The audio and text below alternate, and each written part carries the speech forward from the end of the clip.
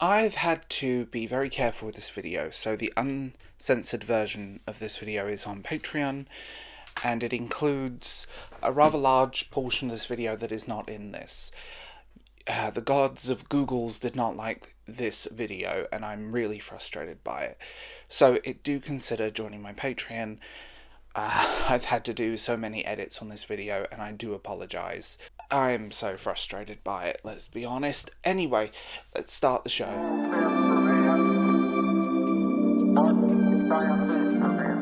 I have an unusual history with Amy Winehouse. We're going back a very long time, and me and my friend were underage, but we managed to get into this bar in Camden. It was an afternoon, and Amy Winehouse got on stage and did a half-hour set. The first single, Frank, was just about to be, first album, Frank, had not been released, and she performed a rough version of You Should Be Stronger Than Me, which is a great song, by the way. It was amazing. It was a half-hour set of her and a small band, and it was great. She was funny, engaging, and just fascinating to watch. Great performance, great show, and we thought, okay, it's gonna be, she's gonna be that little jazz singer, doesn't really get a huge amount of success, but she's gonna pop up here and there, probably appear on film soundtracks. She was amazing. We were wrong. We were wrong. What can we say? And then Back to Black came out, and that changed everything. And it paved the way for artists such as Adele and Duffy. And, it was amazing. Best way to describe it, it was amazing. And long story short, the Mark Ronson production of Back to Black is amazing too. It was amazing watching this girl that we'd seen play a little pub in Camden with a small band just do that. It was amazing. And then we know what happened. We all know the end of her story. Now there is a movie, and this movie feels like exploitation on a level that I never thought I would realise. So me and my friend sat down and we watched this movie. And I have so many ways that I can process it. Now, I'm going to say some good things about this movie. I think the actress they've got as Amy is good. She's a good actress.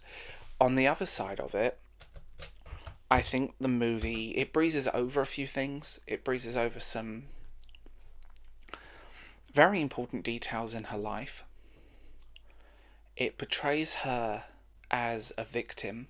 It portrays her as an incapable child, which I found, it breezes over the Reg Travis thing, it breezes over a lot of stuff. And, by the way, they should have used Amy's voice. I want to say this, they should have used Amy's singing voice, because the actress is doing the best she can, but she isn't Amy Winehouse. It sounds too forced. It sounds too artificial. And I don't know, it just felt kind of trashy. A lot of critics have been either very kind or very... to quote someone from IndieWire, the film makes its weaknesses even more glaring. It's misguided. And the thing about a film like this, especially biopictures in general, and this is something that really bugs me, is that they seem to be so commonplace now. It's actually weird to witness. And I don't know the concept, why they wanted to do this. I don't know. I know cash cow, let's be honest, at this point. And maybe an excuse to reissue some of her music. The soundtrack is phenomenal, by the way. I do have the soundtrack of it. But the thing that gets me is that we had a lot of these films. I like the Elton film. The Freddie film was not good. I thought the performance was good, but I thought the film was just lackluster. And again, suffered from breezing over quite key important factors of someone's life. And it just went into this realm of like every endless biopic. The Whitney Houston movie, for example, was, I don't know, it reminds me of like the bad Lifetime movies like Britney Ever After. They seem exploitative at this point, and this one feels it. It's not been that long since she died. It's not been a few decades. It's been barely what, when did she die? My God, it's not been that long, and I think that's the only way to describe it, and it's something that I am quite vocal about in the big scheme of things. I think when you're making a film about someone, when you're making a biopic or anything, you have to be very carefully, and this is extreme living memory. This is millennial nostalgia. I remember the tabloids. I remember these stories. I remember this happening. I remember watching it go down. And I do find it sad. I find it sad. I find the whole thing just bizarre, actually. I remember when Mark Ronson's album, Versions, his covers album, dropped. And it was... like, I don't like Valerie. I don't like that song. I just think of the Zootons, and I hate it. I know that's a bad thing to say, but I really hate that song with a passion. I don't know. I think it's too soon. I think it just feels exploitative, and it feels like this film exists to get her music back in the charts. I have very mixed feelings about her father, Mitch Winehouse, because I feel like he spoke to a lot of the wrong people. He did a lot of stuff that he shouldn't have done, and I feel like maybe let the girl rest. Let her music speak for itself. There is unreleased songs. There's not many of them, but wouldn't it be amazing to get like demos and unreleased songs released properly, not just the Lioness thing? Because there is a lot more, and they're leaking on the internet right now. And maybe or a remix album. Wouldn't it be cool to get a Back to Black special edition with like live tracks and remixes and the rarities and the B-sides in one go? I know they have been issued mostly, but there is a lot of stuff that's missing. And I mean, all of this stuff is on the internet, sadly. A lot got leaked, but there isn't a huge amount. But I don't know, I think if you're going to do... best way to describe it is if you're going to do this kind of thing, I mean, there was the compilation album Amy, which was featured in the documentary. But again, there is stuff coming out. There's live recordings. There's a lot of stuff. Amy at the BBC, I Told You I Was Trouble Live in London, stuff like that. Just, I wonder, and it's a shame. It is a shame. I think if you're going to do this type of movie, if you're going to do the biopic movie, they can be amazing. But if they're not handled well, it can be a problem. And that's the best way to describe it. And there are some great biopics, but when it comes to musicians, when it comes to singers, when it comes to this, I think, especially this close, like, it was not that long ago. It was 2011. That's not that long ago in the big scheme of things. She was 27, should be 40 now. I think they should have at least waited another decade. But we watched this girl deteriorate in front of our eyes. Yeah. I don't know. I think it just feels exploitative. It feels off. It could be the most amazing movie on the planet, but I think with it this close, I mean, her list of controversies was quite high. A lot of stuff happened, and she was no angel. And that's one credit I will give the film. It never portrayed her as a saint. It did portray her as a human. The actress did a fantastic job. But the thing that gets me as someone who was there, I think if you're going to do this, make it good. Make it I mean, there have been some bad ones. There was that Wendy Williams produced crap show that was the Aaliyah movie. I mean, that was bad. That was bad. That was unbelievably bad. There was Britney Ever After. I think the Whitney Houston movie felt a little bit exploitive as well. It just doesn't feel... It's exploitative. It's a cash cow, and it feels kind of soulless. And it's very difficult to quantify this into words. And I'm glad it wasn't some cheap movie that...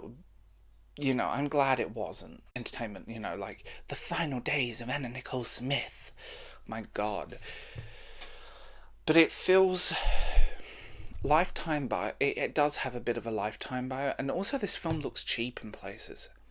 It's like a Channel 5 true crime documentary that I find bizarre to witness. It's... I don't know. It just... If you're going to do this film, do it right. And like I said, it's not actually a bad movie. It just feels very exploitative and very cheap.